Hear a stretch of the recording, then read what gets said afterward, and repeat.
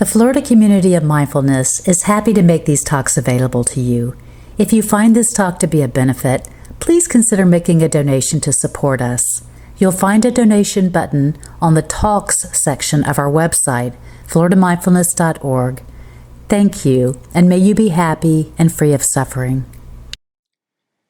So again, these talks on the first two of the nutriments, edible foods, and sort of what that means in relation to the body and sense impressions.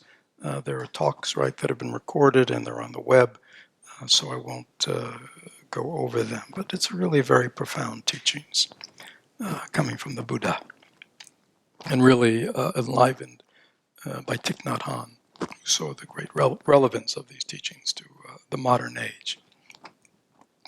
So, our body is physically consuming,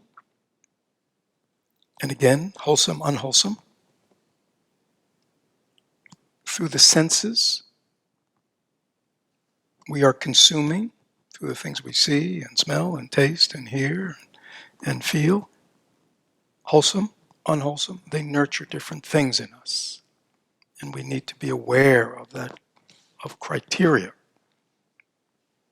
right? Because we often, again, it's like somebody who eats food and then has a stomach ache and doesn't see the relationship between what they ate and how they feel, right? And oftentimes, that's something, because it's concrete, like food, is something that can become more obvious to us. But often, the results of the things we consume with our minds, we don't see the cause and effect relationship that clearly. So we may feel a certain way, think a certain way, right? React a certain way. And we're sort of clueless to why that's occurring. But it's occurring because we have been consuming consciously and unconsciously our whole life. Now, the third nutriment that our minds consume is called volition, right? Intention, aspiration, desire. Right? It's sort of like all the things that go on in our mind that are sort of consciously motivators for our action. Right? Volition. And that which we are moving toward is conditioning our mind. Right? The things that we desire are conditioning our minds. Right?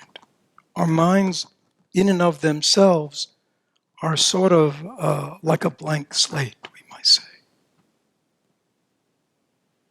But our mind and our mind states and our thoughts, feelings, perceptions develop through this lifetime, if not lifetimes, of consumption. That's why we have the mind we have. But a lot of that has to do with, again, where am I directing the energies of my mind? Toward what? What is really present in my mind as aspiration, as will? Where am I directing my life toward? And again, we might say there are things that are wholesome and there are things that are unwholesome. There are kinds of aspirations that feel good and that lead to a stable mind. And there are all kinds of aspirations and intentions that lead to the opposite: unwholesome, unstable, unsatisfactory. And so again, rather than being lost in this kind of unknowing about why we have the mind we have, when we begin to look at it in terms of the nutriments in the same way, many of us learn to look at the quality of our body and our health in terms of, what we're putting into it. And again, for those who've been coming a while, you know that when we did our body, I very much described it as a vehicle. Like we have vehicles. And how well we take care of our vehicles and what we put into our vehicles has a lot to do with the quality of how our engine is running. Right? In the same way we do with our body, but most importantly, we do it with our mind. So, what is our aspiration in this life? Where am I really putting my volition, my will? What do I want? What's sort of consuming it? Let me open it up. What are things that people, what's their, what do they want in this life?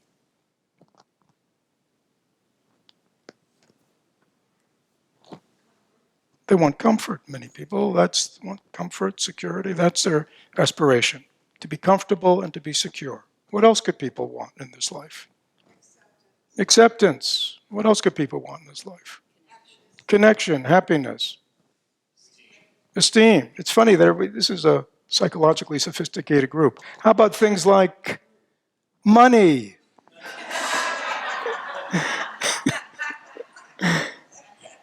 I realize in the sanctity of the meditation hall, we shouldn't be bringing up such a thing. How about money? Right? How about chocolate? How about a good job? How about a good relationship? How about, right? How about success? Fame? God, now we're getting real here. All right, good. Pleasure. Yeah, pleasure. Physical pleasure, sensual pleasures. Oh, yeah. Power. Recognition. Peace of mind. Value. Yeah, so, can you see? Lots of aspirations, lots of intentions, lots of things that we want in life, lots of things that we desire. Right? But the kind of desires that we have in our life are conditioning the quality of our minds. Okay. Can you see that?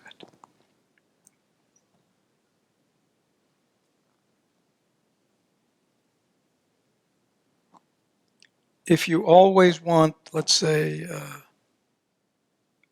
money, and more money, and more money, then you have to be what? Very focused, very concentrated, very deliberate, perhaps even consumed with what? Making money, holding on to money. I mean, money, right? I mean, whatever it is, if our main aspiration is to get people to recognize us and see us as an important person or a valued person, then we're putting a lot of energy in all our relationships and throughout to kind of make that happen, right? I mean, think about those kinds of things in your own life and how much energy. I mean, how much energy did you put into your aspiration to get an education? Right? How much energy do we? I mean, how much energy do we put into, having a career, maintaining a career, training a career? I mean, that's a lot of energy that we put into these things. How much energy do we put into relationships to maintain, to get them?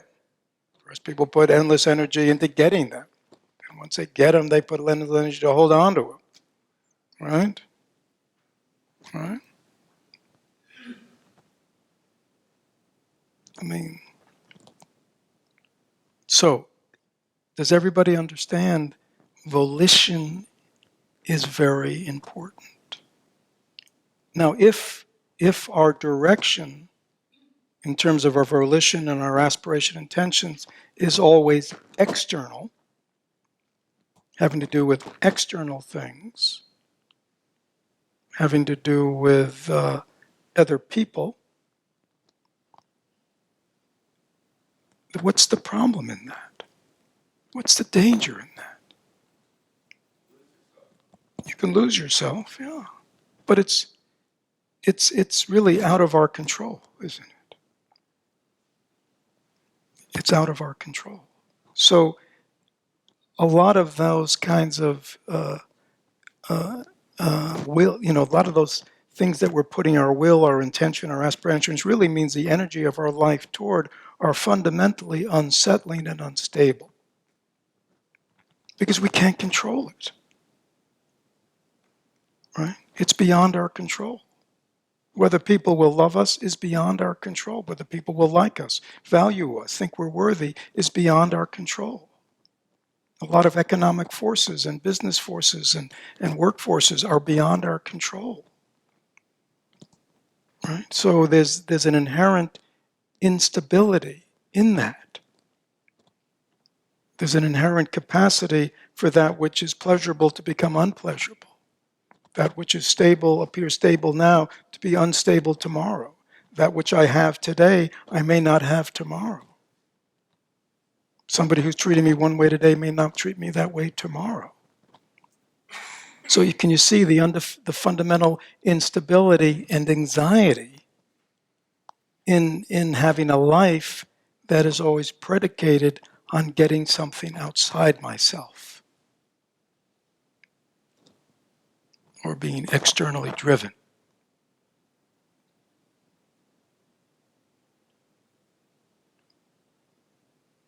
Now, if we would ask people whose fundamental drive in life is to make money, have status, have things, if we would ask somebody whose primary purpose in life is to have as much pleasure and fun as they can, right? If we ask people, in life, primary thing is to get everybody to like them, love them, stay with them, never leave them, if you ask them all these things, and if you said, well, if you got all that, if you got that all lined up, what would that give you? Then what? And they would say, what? Then I am what? Then I'm happy, right? Then I'll be happy, right? I mean, there is an end game, isn't there? Right? There is an end game for all this work. And the end game is, well, then I'll be happy. Or then I'll be what? Then I'll be at peace. Right? I won't have to strive anymore. Or then I'll feel good. I'll feel, secure. Right? If I get all these things. Right? So it's very interesting that even the people who are most driven by getting things, material, psychological, emotional, they have an end game. They want to be happy. They want to be at peace. They want to feel good. Is that clear? So what if you skipped all that work, and went to the end game? You see? Let's say you're kind of lazy, you know what I mean? And maybe a little smart. You see, you go, I got to do this, I got to jump through that hoop, that hoop, that hoop, that hoop, that hoop, that hoop, that hoop, and then when I get to the final one and I get the cheese, then I'll be happy, right? Then I'll feel good, then I'll feel secure. Then, what if you skipped all the hoops and go, is there a way right now that I can find happiness? That I can, that I can find an essential way to feel good about being me, that I can feel stable. You see what I'm saying? And you made that bigger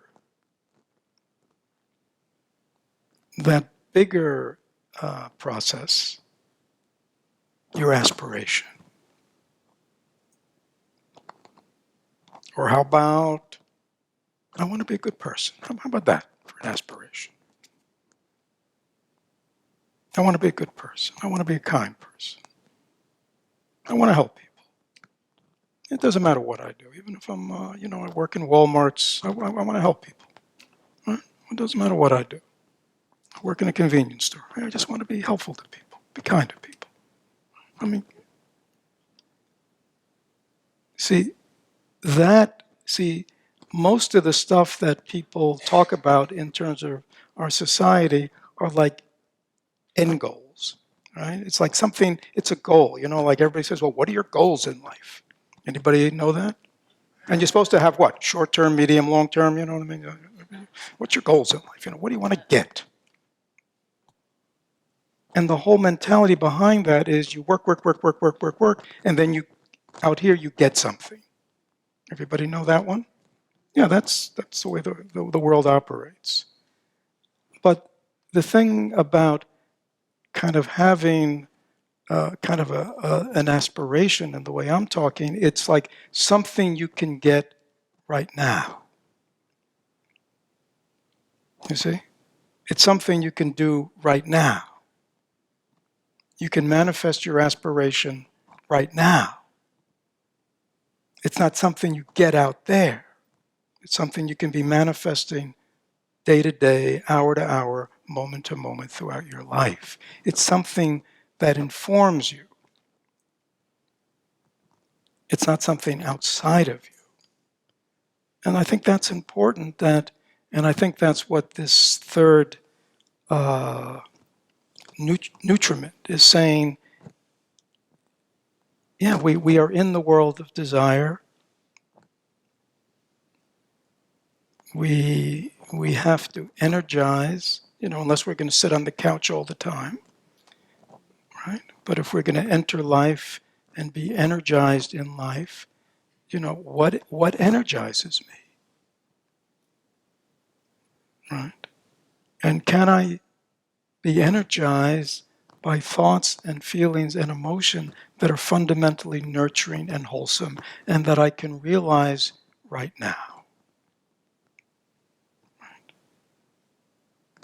I want to be a helpful person. Well, I can do that right now. Right? I could always begin with what? I could always begin by being helpful to myself, even though no one else is around. Am I doing things with myself that are kind, that are helpful? Right? So I don't have to wait, do I?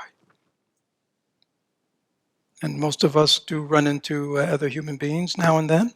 So some of us live with them, some of us work with them. We encounter human beings all the time, right? So we have this capacity all the time to manifest our aspiration to how we want to be in life. We can have an aspiration like, I want to be mindful and present. How about that one? I want to learn to be present. Not always lost in the past, not always thinking, worrying about the future, not always judging and evaluating every human being and situation. I just want to learn how to be present. That's an aspiration that we can manifest right now. I don't have to wait.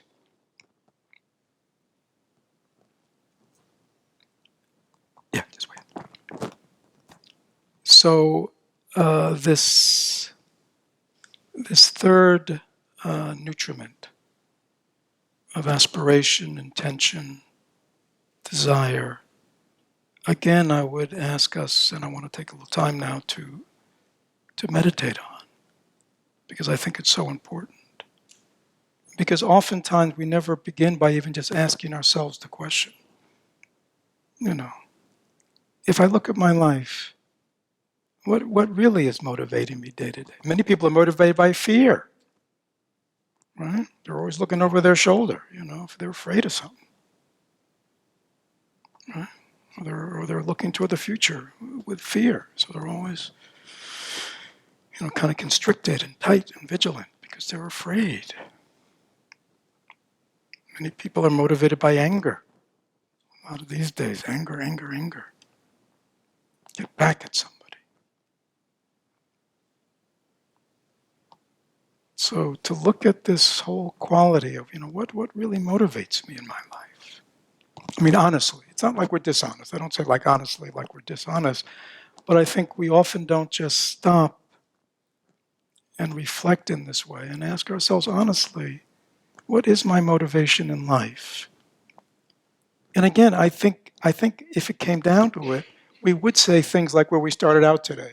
I want to be happy, I want to be safe, I want to be secure, I want to feel good, you know, I want to be calm, all these. I think that's very human.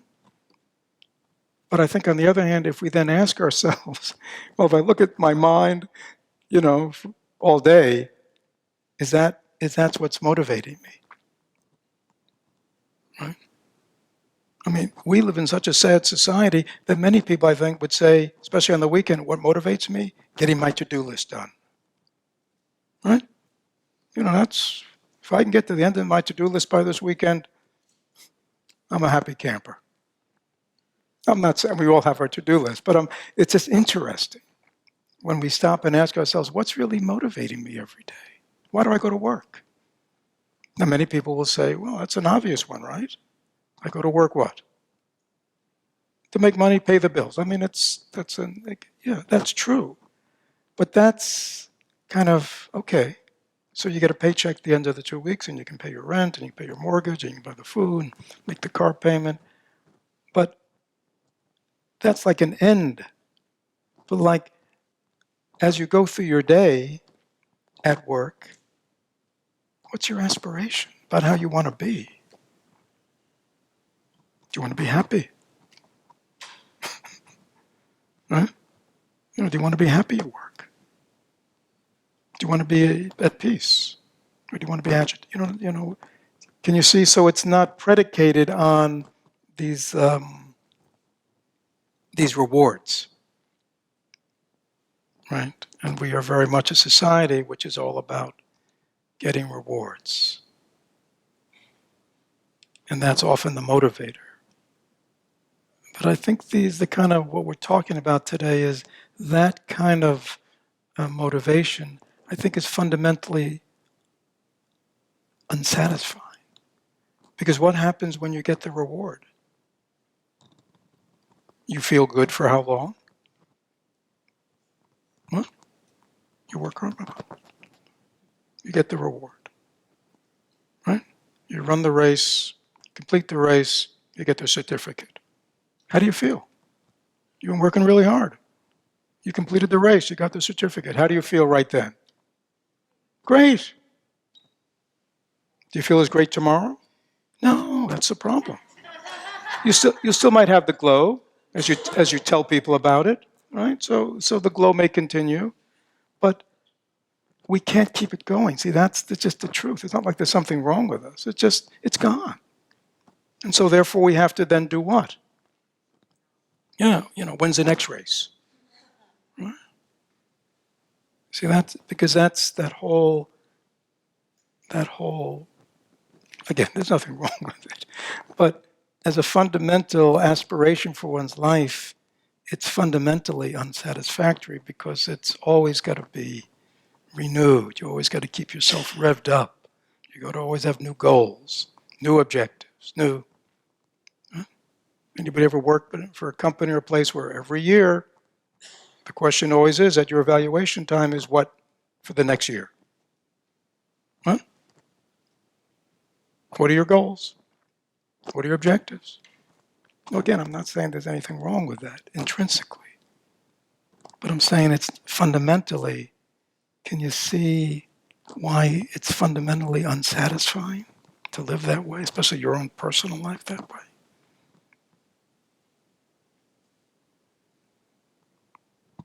Any questions about or comments on what we just talked about? Yes? So you talk about curiosity in relation to boredom, and then when you think about school, Yeah. I find a lot of times I have to read in school, we also have subjects that by the end of the paragraph I forgot what I read because I was so bored to death. What's a good step to cultivate curiosity? Well, what are you reading? Give me an example. Like what bores you to death? Like a neuroscience book on drugs and psychostimulants impact your mind and neurotransmitters. Gee, that sounds fascinating. It's not so fascinating to me. Well, yeah. What did you say? What's your first name again? Ryan, that's right. Yeah. It's not that fascinating to me. Now, do you want to be stuck with that? Or do you want to go, it sounds like this is something you have to do. It's part of your curriculum. So you sort of think, there you are in life. See, many of us are in life. And we're there. It's like, again, if you're stocking shelves in Walmart, let's say there you are, right? Now, you may have you may want to be moving on sometime in your life, right? But tonight, where are you? Stocking shelves. How can I get interested in what I'm doing? You see that? And there's a way. First way is to become interested, which is interest is a mindset. It's not a given, right? Where's Alex? Alex, Alex is probably will be asking you afterwards for the reference, right? Right. Now, what's the difference, you see? Why is one person go, well, that's fascinating. I'd love to read that. And Ryan's going, boring. You see, how do you turn on? How do you learn to turn on that switch, Ryan, that you have interest or curiosity in what you're reading? Right? Think about it. How can you do that? I would imagine there are things that you're interested in, things that you read, that half the people in here would say, boring. And you would say, what? Fascinating. There's nothing intrinsically boring in what you're reading. Boredom is a state of mind. It is the opposite. It is disinterest. And what we're doing in meditation, like learning to, as I say, my 6-year-old grandson finds meditation boring. He has no interest in it. Now he's 6 years old. He can get away with it. But if this is something for your career or whatever that you want to learn, then you want to be able to be in control of your mind, and so you can manifest interest in it. It sounds like this could be an area of neuroscience that you're not an expert in and know everything about. You're right. So maybe you could get up some enthusiasm for learning it. And really, begin to, there are ways we can work with our mind to create interest. Right? Is there a reason to understand any of this? There is. What is that? What would be a reason to be interested in this information, Ryan? Yeah, there you go. Are you interested in cultivating new habits in school? Can you see, it doesn't take that much for you, if you look at it this way, to begin to go, oh yeah, there's a solution here. And I could become interested in it. Again, it doesn't mean that, you're going to be reading this stuff for pleasure years down the road. You might. But it's like our life unfolds in the present. Nowhere else, right? When you are studying your text, that's your life. Sorry. You see?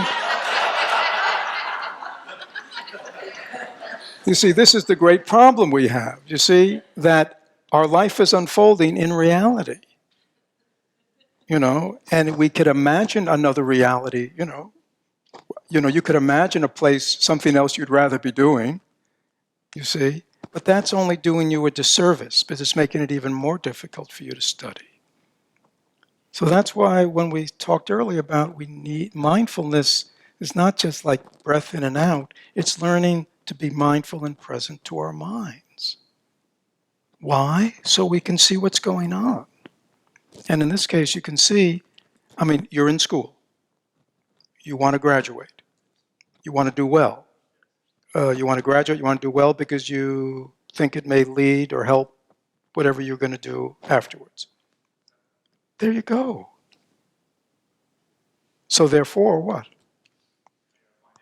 find interest, because this is your life, right? I mean, if you're bored, disinterested, all that's all those afflictive mind states, whereas, that's only creating suffering for yourself. And also preventing you from absorbing, obviously, something that may be of benefit to you. So, this is why I often say to people, it may just be, breathing in, breathing out, but you're going to learn a lot about yourself if you're mindful, right? You'll see all the tricks your mind does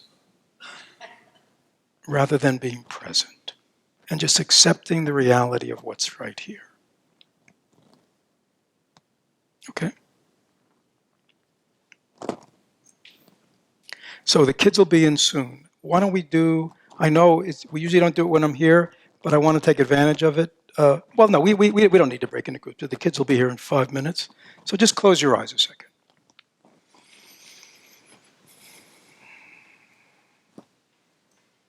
And just relax.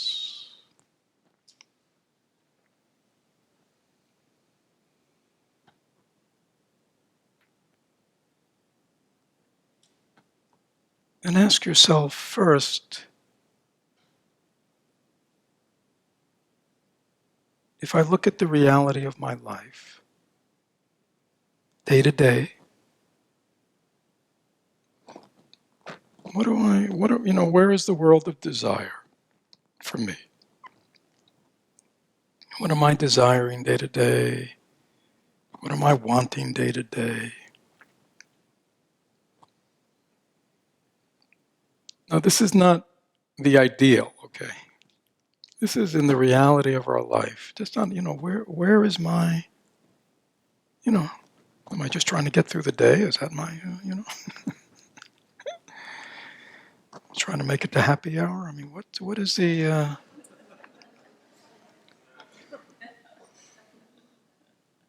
but just kind of, just spend a moment, just relax, and just open your mind. Ask yourself, what really, in the reality of my life, what is day to day, week to week, month to month, where is my aspiration?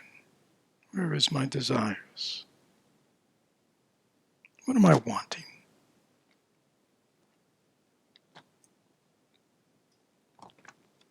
And just kind of be willing. Again, we're not going to share it, so you don't have to. This is just for you.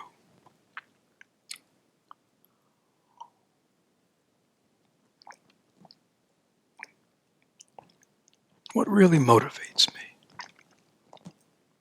day to day?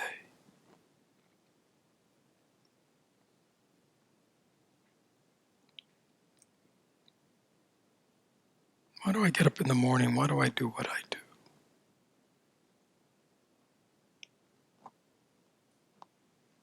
What's my mind state as I'm doing it? What am I trying to get out of all this? Again, if I'm honest with myself, sort of looking backwards, kind of looking at what's actually going on.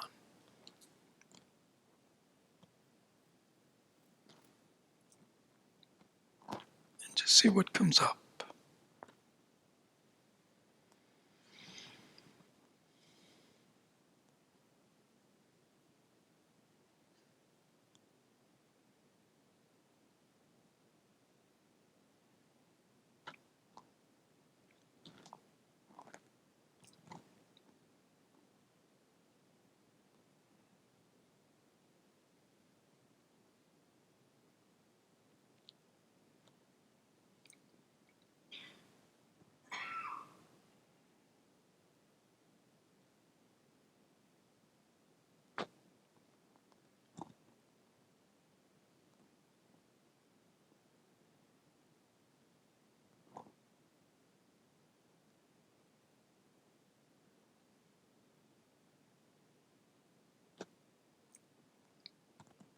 And now just let that go. And now almost like it's another screen in your mind, ask yourself, but if I really stop and for the moment see the big picture of my life, what are my big aspirations in life? For for life, for me, for the planet? You know what I mean? Like, what's my big aspirations? My big desire for my life, the life of those around me, the world. You know, whatever you take it as big as you want.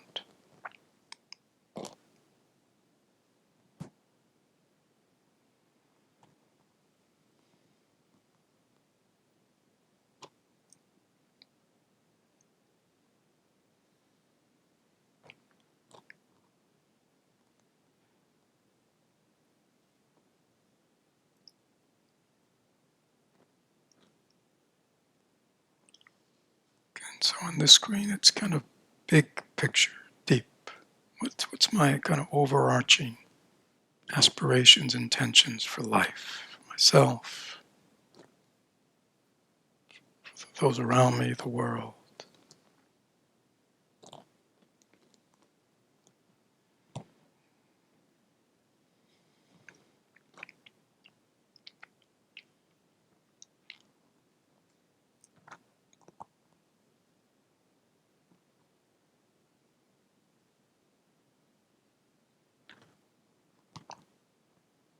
Okay, and now what I'd like you to do, I mean, you can do this at home, is see them sort of split screen but together.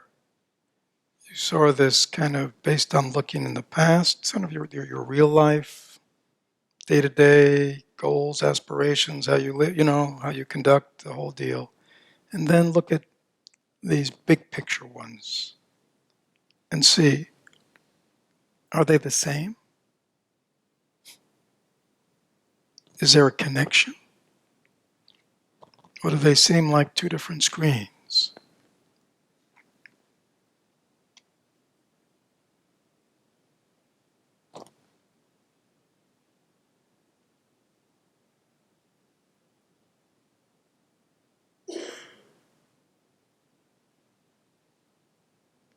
Are they congruent or are they sort of incongruent?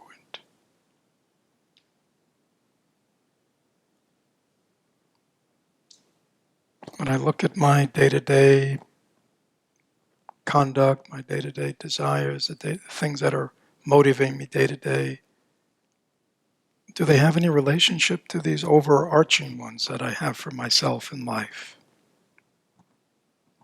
Are they congruent or are they really discongruent? It's like almost like two different people.